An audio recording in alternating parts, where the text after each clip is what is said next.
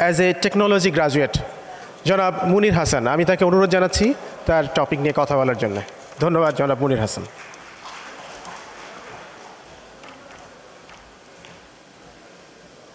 আসসালামু আলাইকুম। কেমন আছেন আপনারা? আওয়াজ বেরোয় না। কেমন আছেন? আচ্ছা, আমি মাফলার পরে আসছি, দেখছেন? বলেন তো কেন আপনারা কেউ মাফলার পরেন না, আমি কেন মাফলার পরে আসছি? আমি আসার সময় এরকম করে আসছি, কারণ আমাকে ঠান্ডা প্রতিরোধ করতে হয়। এবং এখানে এসে আমি দেখলাম যে আমি প্রথম টেকনোলজি গ্র্যাজুয়েট হিসেবে যেদিন আমি প্রথম চাকরির ইন্টারভিউ দিতে যাই, সেই দিনও আমি এরকম করে গেছিলাম। ঠিক আছে? তা যিনি নিচ্ছিলেন উনি মারা গেছেন। উনি বাংলাদেশের অনেক বড় একজন আইটি কোম্পানির ফাউন্ডার।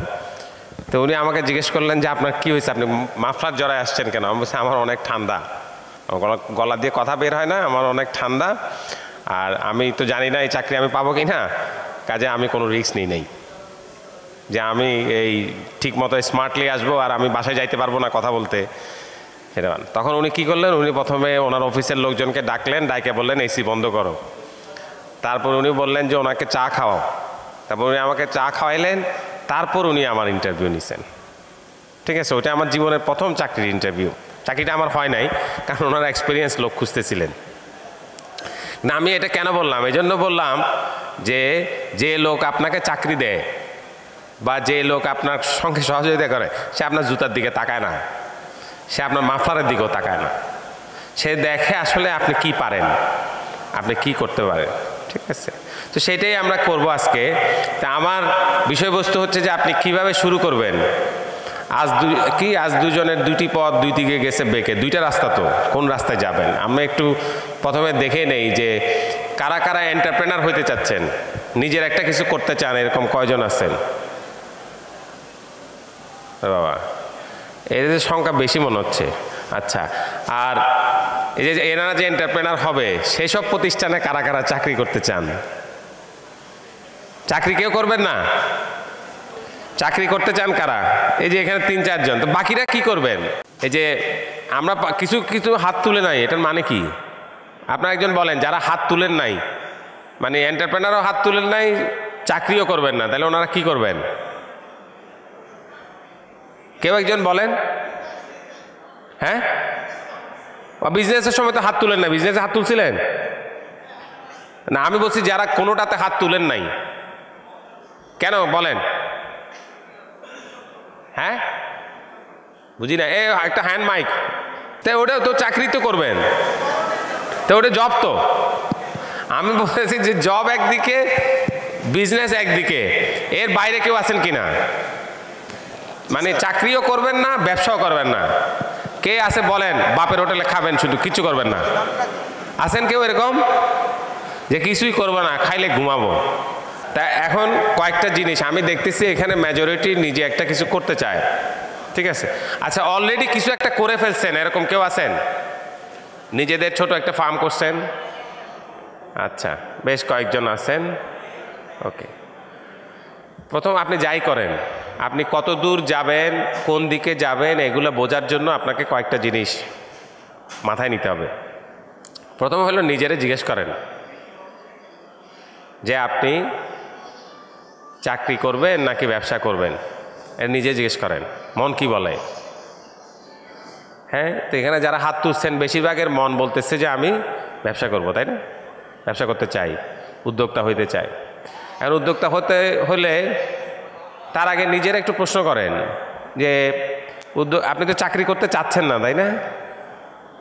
আপনি কেন উদ্যোক্তা হইতে চান? আমি চাকরি করতে চাই না, I want to B my own বস, আমার নিজেই নিজের বস হইতে চাই। আচ্ছা, আমি মনে হয় আপনিতে ভালো কথা বলতে পারি না, আমি এখন তুমিতে সুইচ করি, এটা আমার জন্য ভালো। তো নিজের একটু প্রশ্ন করে দেখতে হবে যে আসলে আমি 24 ঘন্টা চাকরি করতে পারবো কিনা। চাকরি হইল 9টা 5টা, উদ্যোক্তা হইল 24 ঘন্টা, আরও বেশি আর কি। 24 ঘন্টার মধ্যে 26 ঘন্টা হইতে পারে, কোনো কোনো দিন 48 ঘন্টা হইতে পারে। এবং প্রবল টেনশন, কিন্তু অনেক টেনশন থাকবে। খুব স্মুথ জীবনে উদ্যোক্তা হয়েছে এরকম লোকের সংখ্যা খুবই কম, প্রত্যেকে প্রবল টেনশনের ভিতর দিয়ে গেছে।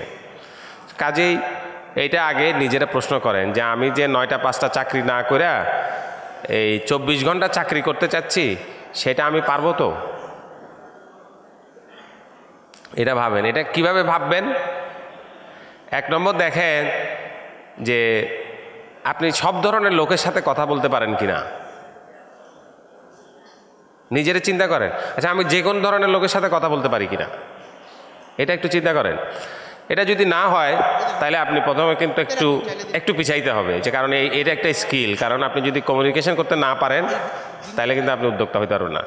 অনেক চাকরি আছে যেটা করা যায়। যেমন আমার এক বড় ভাই আছে, উনি অনেক বড় প্যাথোলজিস্ট। তো উনি যখন ডাক্তারি পড়ে MBBS পাস করার পরে যখন স্পেশালাইজেশনের জন্য গেছে, তো আমার বড় মামা কয়দিন আগে মারা গেছে, ওনার কাছে আসছে, এসে বলছে যে মামা আমি কি করব? মামা বলছে তুই তো মানুষের সঙ্গে কথা কইতে পারছ না, তুই গিয়ে প্যাথোলজি পড়গা, তাহলে কোনো লোকের সঙ্গে দেখা করতে হবে না। হ্যাঁ, এখন অনেক বড় প্যাথোলজি সৌদি আরবে আছে, কিন্তু খুব খুশি, বলে যে আমার তো মানুষের সঙ্গে কথা বলতে হয় না, মানুষের সঙ্গে দেখাও হয় না। তাহলে কিন্তু উনি কিন্তু এন্টারপ্রেনার হইতে পারতো না, কারণ এন্টারপ্রেনার হইলে কথা বলতে হবে প্রচুর। হ্যাঁ, কাজে প্রথমে দেখেন কথা বলতে পারেন কিনা। খুব শাই হয়ে কিন্তু এন্টারপ্রেনার হওয়ার সুযোগ কম, খুব। কারণ অনেক বড় কথা ছোট 2 মিনিটে বলে ফেলতে হবে, অনেক অনেক লোকের সঙ্গে কথা বলতে হবে, এবং এমন লোকের সঙ্গেও কথা বলতে হইতে পারে যে কিনা যারা কিনা আপনি পছন্দ করেন না, যে যারে দূরের থেকে দেখলে আপনি বকা দেন, কিন্তু তার সামনে গিয়েও আপনাকে কথা বলতে হবে। এটা হলো 1 নম্বর। 2 নম্বর হইল কথা বলে আপনি কনভিন্স করতে পারেন কিনা লোকজনকে। লোকজনকে কনভিন্স করা যায়, সেটা কিভাবে বুঝবেন? এখন আপনি চিন্তা করেন, স্টুডেন্ট লাইফে সন্ধ্যার পরে বাসায় ফিরছেন এবং বাবাকে বুঝাইতে পারছেন যে আপনি আসলে ঠিক কাজ করেই বাসায় ফিরছেন, এটা পারছেন কিনা? মারে এটা বুঝাইতে পারছেন কিনা? হ্যাঁ, মারে বুঝানো তো সোজা, বুঝুং বাজুং দিলে মা বুঝে যায়, কিন্তু বাপরে পারছেন কিনা? বাপরে আপনি কনভিন্স করতে পারছেন কিনা যে আজকে আসলে রাস্তায় অনেক জ্যাম ছিল, আমি সেই জন্য আমার দেরি হয়েছে, এটা আপনি বুঝাইতে পারছেন কিনা? আপনার ক্লাস শেষ হয়েছে দুপুর 1টায়, আপনি বাসায় ফিরছেন রাত 9টায় এবং বলছেন যে আমার রাস্তায় জ্যাম ছিল, এটা বাবারে বুঝাইতে পারছেন কিনা? এটা যদি বাবারে বুঝাইতে না পারেন তাইলেও আপনাকে আরেকবার চিন্তা করতে হবে যে আপনার বোঝানোর ক্ষমতা আছে কিনা। তার মানে এন্টারপ্রেনারশিপের 1 নম্বর হইল কথা বলা, বোঝানো। 2 নম্বর হইল একটা গল্প বলি আপনাদের। ওই যে আরব্য রজনীর কথা মনে আছে? আরব্য রজনীতে ওই এক জেলে সমুদ্রের মধ্যে জাল ফেলে একটা কলসি তুলছিল। কলসির মধ্যে কি ছিল মনে আছে? কলসির গল্পটা মনে নাই? কি ছিল কলসির ভিতরে? একটা জিন ছিল, তাই না? জিনটা যখন বের হয়েছে তখন ও জিনের ক্ষমতা আপনি চিন্তা করেন, জিনরে বলে যে একটা রাজপ্রাসাদ বানায় দাও, রাজকন্যারা নিয়ে আসো, রাজকন্যারা নিয়ে আসে।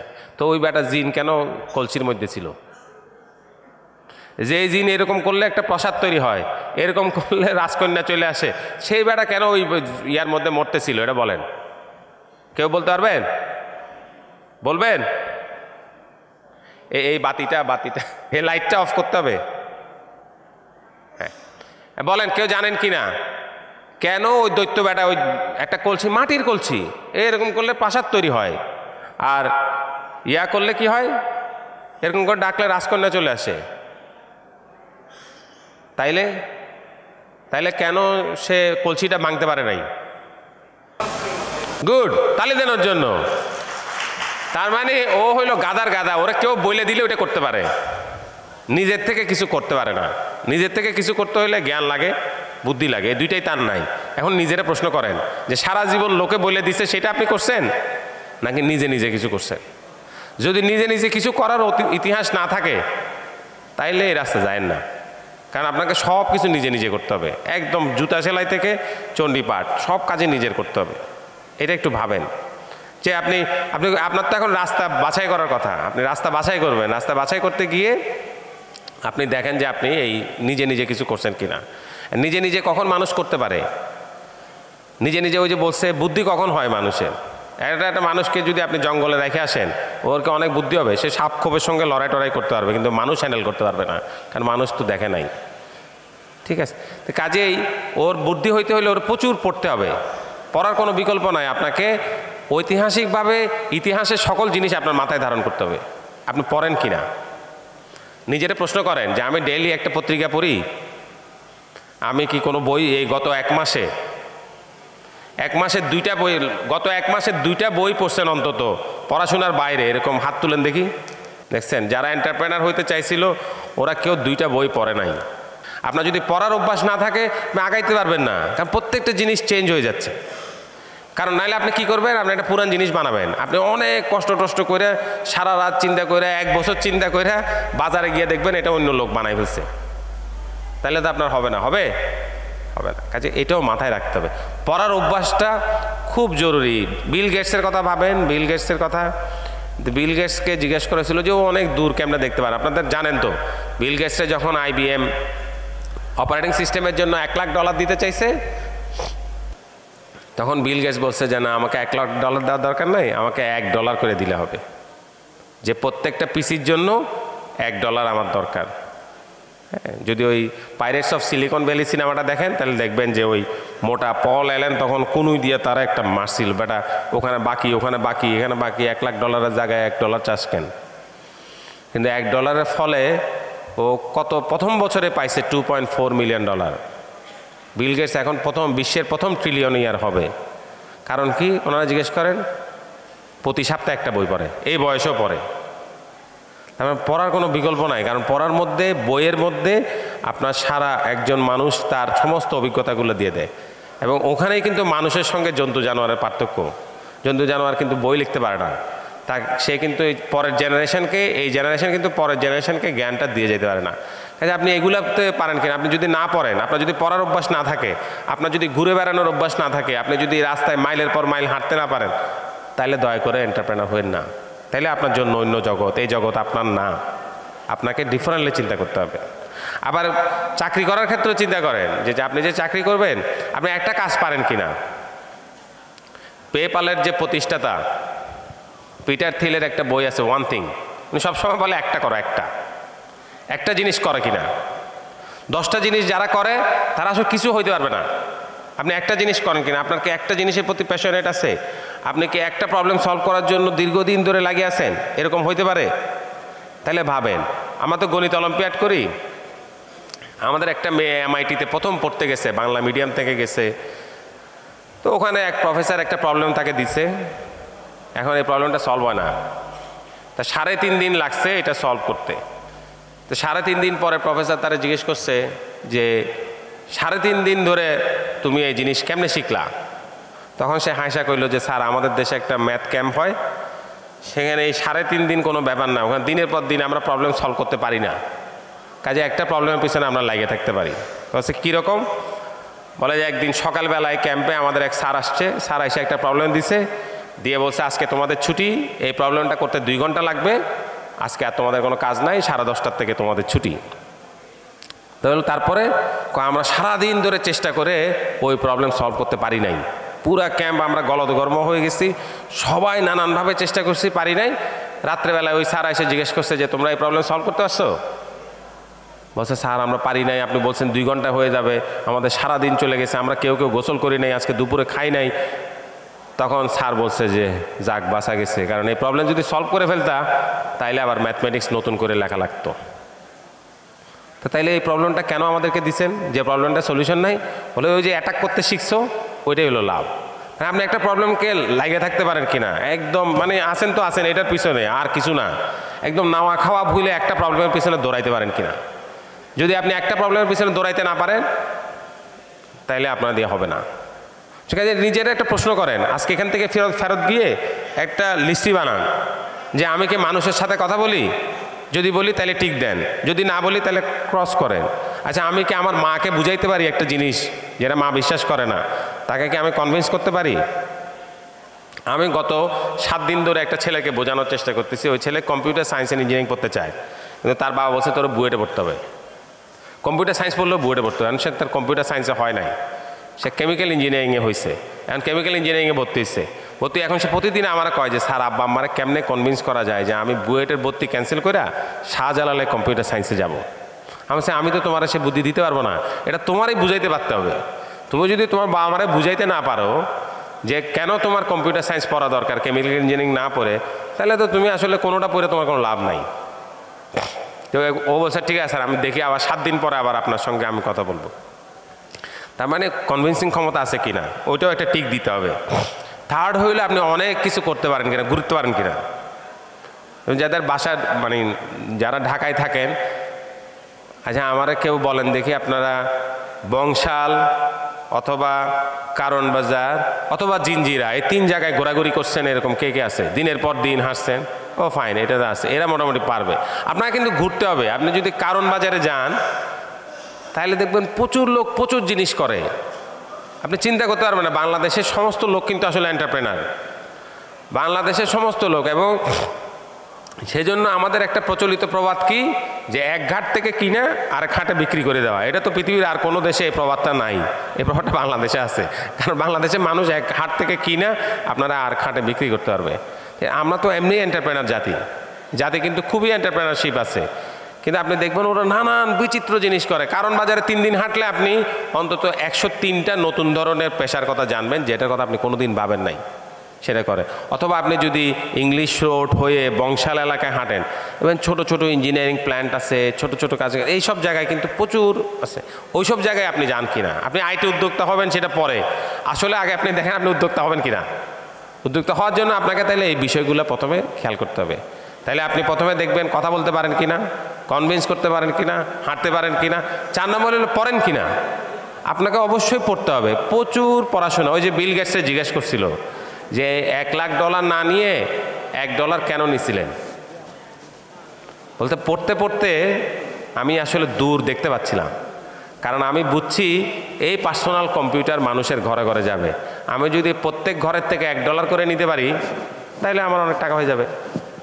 আমার এককালীন $1,00,000 দরকার নাই। আমি ওই কেন, কারণ উনি দেখতে পাচ্ছেন, দূর দেখতে পান। কোন লোকটা দূর দেখতে পায়, যে কিনা অনেক পড়তে হবে। আচ্ছা আপনি পড়ার অভ্যাসটা হয়েছে কিনা। আমাদের সময় আমাদের পড়ার অভ্যাস হয়েছে কুয়াশা, মাসুদ রানা এসব পড়ে। তারপরের জেনারেশন 3 গোয়েন্দা পড়ছে, তাই না?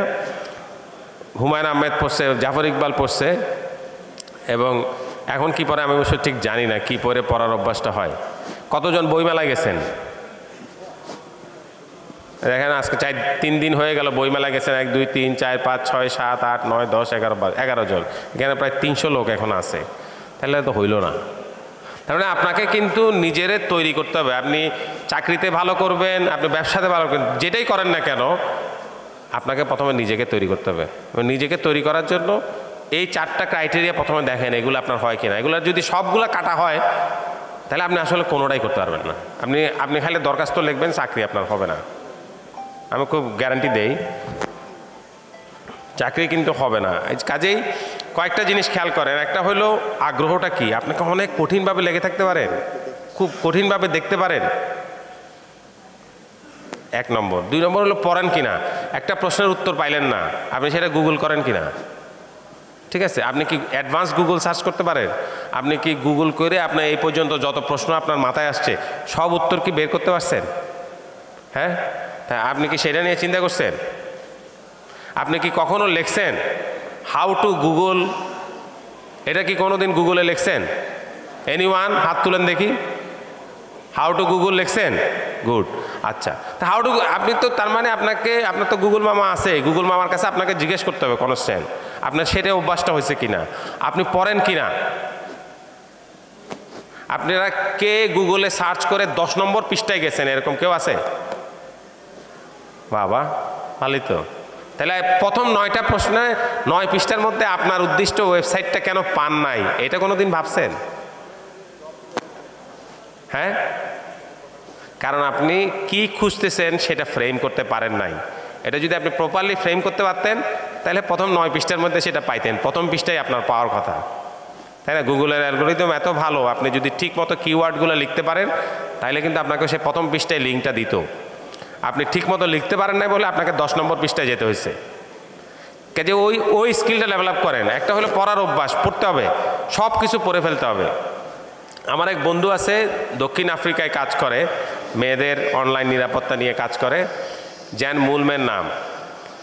তো তার গল্পটা বলি। সে খালি পড়তো, ছোটোবেলা থেকে পড়তো, কারণ তার মা তাকে বলছে, বড় হয়েছে বস্তিতে, জোহান্সবার্গের বস্তিতে। তার মা তাকে বলছে যদি তুমি পড়তে পারো তাইলে তুমি একদিন প্লেনে চড়তে পারবা। তো যখন সে ক্লাস 5 পাস করে তখন সে ওই সবাই এই আফ্রিকাতে 9টা ভাষা, অফিসিয়াল ল্যাঙ্গুয়েজ হলো 9টা সাউথ আফ্রিকাতে, সে 3টা ভাষা তখন পড়তে পারে। কাজে ওখানে বুড়া বুড়িরা সবাই তার কাছে চিঠিপত্র নিয়ে আসে, আমাদের এই কাগজটা পড়ে দেন, আমার এটা করে দেন। হ্যাঁ, সেই জন্য ও পড়ার অভ্যাস, এবং সেটার কারণে সে এখন, আমি তারা জিজ্ঞেস করি তোমার বিমানে চড়ার শখ পূরণ হয়েছে? বলে যে এখন আমি মাপ চাই, আমাকে এখন বছরে 6 মাস প্লেনে থাকতে হয়। সে একটা প্রোগ্রাম কোঅর্ডিনেট করে এপিসির হয়ে, যেটা বিশ্বের 100 কতটা দেশে হয়। কাজে বলে যে আমি সারাক্ষণ প্লেনেই থাকি। আমরা বাংলাদেশে আনছিলাম, এই হলে সে বক্তৃতা দিয়ে গেছে। তো কী করতো, কালো সব পড়তাম। প্রথমে সাইনবোর্ড পড়তে শুরু করলাম, তারপর পোস্টার পড়তে শুরু করলাম, হ্যাঁ, তারপর বই পড়তে শুরু করলাম, যাহা কিছু পাই পড়ে ফেলি, কোনো বাস বিচার নাই, পড়ে ফেলতে হবে। ঠিক আছে, তো এই কথা তো আমি সারা দেশে গিয়ে বলি। তো এই বছর এক ছোট বাচ্চা এক জায়গায় গেছি, পরে সে এরকম অবস্থায় আসছে, আইসা বলে কি স্যার আমার দিকে তাকান। আমি বললাম কী হয়েছে? স্যার আমার দিকে তাকান। দেখি ও 2টা দাঁত ভাঙ্গা। আমি বললাম কী হয়েছে? স্যার গত বছর আইসে স্যার আপনি পড়ার কথা বলছিলেন। আমি বলছি হ্যাঁ পড়ার কথা বলছিলাম। আপনি যাওয়ার পরে স্যার প্রথমে চেয়ার থেকে পড়ে গেলাম, তারপর আমি খাট থেকে পড়ে গেলাম। গত সপ্তাহে স্যার আমি সিঁড়ির থেকে পড়ে আমার 2টা দাঁত ভেঙে ফেলছি। আমার কি আরও পড়তে হবে? তো এই পড়া দিয়ে তো হবে না। পড়তে হবে কি? পড়তে হবে হলো নিজের ভিতরের যে দুর্বলতাগুলো আছে এগুলো কাটায় ওঠার জন্য। এটা কাটায় ওঠার জন্য আপনি একটা বেঞ্চমার্ক করতে পারেন। ঠিক আছে, যেমন শেখ সাদিকে জিজ্ঞেস করছিল আপনি তো খুব আদব, আপনি খুব ভালো ভদ্র জেন্টেল, এই আদব কোত্থেকে শিখছেন? বলছে বেয়াদবের কাছ থেকে। বেয়াদবের কাছ থেকে আদব কেমনে শিখলেন? বেয়াদব যা যা করে আমি করি না, হিসাব পরিষ্কার। ও যা যা করলে মানুষ খারাপ বলে সেটা আমি করি না, তাহলে আমি ভালো। তাই না? আপনার পদ্ধতি কিন্তু অনেকগুলা। আপনি একজন ভালো লোককে ফলো করতে পারেন, ঠিক আছে, অথবা একটা খারাপ লোক কী করতেছে সেটার থেকে অ্যাভয়েড করতে পারেন। যে কোনো একদিকে, যে কোনো দিকে আপনার রাস্তাটা আপনি খুঁজে পাবেন। কাজে আপনি ক্যারিয়ার কোথায় করবেন? আপনি চাকরি করবেন নাকি এন্টারপ্রেনার হবেন? এই 2টার ক্ষেত্রে কিন্তু আপনাকে চয়েস খুব ক্লিয়ার। আপনি খুব সহজভাবে যাইতে পারবেন, কিন্তু প্রথমে দেখবেন আপনার ট্রেডটা কী। এবং ট্রেডটা বোঝার আরেকটা বুদ্ধি আছে। ট্রেডটা বোঝার একটা বুদ্ধি হলে বন্ধুবান্ধব নিয়ে বেড়াইতে যাওয়া। 3-4 জন মিলে বাসার থেকে বেরোয় যান। বাসার থেকে বেরোয় গিয়ে দেখেন যে আপনি গাড়ি ভাড়া দেওয়ার সময় খাইলে মানি ব্যাগ একবার বের করেন, একবার ঢুকান, একবার ঢুকান বের করেন, এরকম করেন কিনা। ঠিক আছে, বিল দেওয়ার সময় আপনি ওরকম দেখেন যে আপনি শেয়ারিং কিনা। আমি কেন বলতেছি এই কথাটা? আপনি দেখেন আপনি শেয়ারিং, আপনি কিনা যেখানে একটা বিপদ খবর নিতে হবে সেখানে আপনি আগায় যাচ্ছেন, নাকি বন্ধু ভাই যা তো তুই একটু খবর নিয়ে আয়, আপনি নিজের থেকে করতেছেন নাকি বন্ধুরে ঠেলতেছেন। এগুলো আপনার ট্রেডটা বলে দিবে যে আসলে আপনি রিস্ক নিতে পারবেন কিনা। কারণ এন্টারপ্রেনারশিপ হচ্ছে 24 ঘন্টার জার্নি। কাজে আপনাকে যদি এন্টারপ্রেনার হইতে হয়, 24 ঘন্টা চাকরি করতে হয়, তাহলে নিজের উপর কনফিডেন্স লেভেলটা খুব বাড়াইতে হবে। ঠিক আছে, আমি শেষ করব একটা গল্প দিয়ে। গল্পটা হলো প্লেটোর নাম শুনছেন না? প্লেটো তার ওস্তাদের কাছে গেছিল, সক্রেটিসের কাছে গিয়ে বলছে যে ওস্তাদ, একটা দেশে তো অনেক ধরনের লোক আছে। কেউ গাড়ি চালায়, কেউ গাড়িতে চড়ে, কেউ বাসে চড়ে, কেউ রিক্সায় চড়ে, হ্যাঁ, কেউ ডাক্তার, কেউ ইঞ্জিনিয়ার, কেউ সাংবাদিক, কেউ আইটি, হ্যাঁ, কেউ প্রোগ্রামার। তো একটা দেশের লোক কিভাবে একটা দেশকে ভালোবাসবে, এরকম বিচিত্র ধরনের লোক? তখন সক্রেটিস বলছে যে আলাদা করে দেশকে ভালোবাসার দরকার নাই। প্লেটো খুব অবাক হয়েছে, দেশকে যদি ভালো না বাসে তাইলে কি হবে, আমাদের কি হবে, আমরা যারা সারাক্ষণ দেশকে ভালোবাসো এগুলো বলি।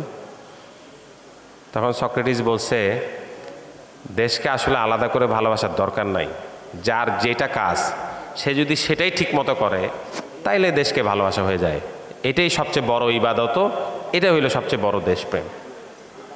এবং সেটার জন্য কি করতে হয়, নিজেরা তৈরি করতে হবে যে আপনি আপনার কাজটা কি। আপনার তো এখন আপনি আসছেন হইলো একটা দুই মোহনা রাস্তার মধ্যে আসছেন, তাই না?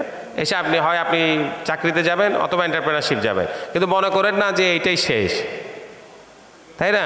আপনি এন্টারপ্রেনারশিপ করে গিয়ে চাকরিতে ফেরত যাইতে পারেন, আপনি চাকরি করে আবার এন্টারপ্রেনার হইতে পারেন, এরকম অনেক উদাহরণ আছে।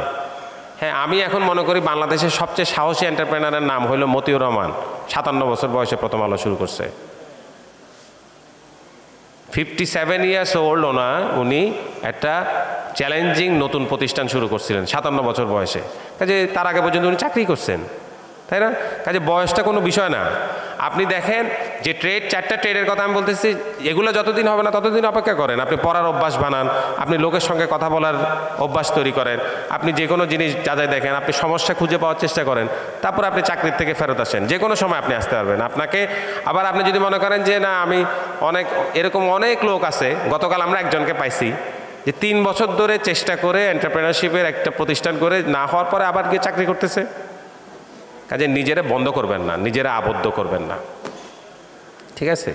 তাইলেই আপনি রাস্তাটা নিতে পারবেন। তা আমি আর বেশি কিছু বলতে চাই না। আমি আপনাদের একটা সুখবর দেই, আমাদের মাঝে একজন খুব বড় ব্যক্তিত্ব এখানে আছেন, আপনারা খেয়াল করেন না, চিনেন না, বাংলাদেশে কেউ তারা সেইভাবে চিনে না।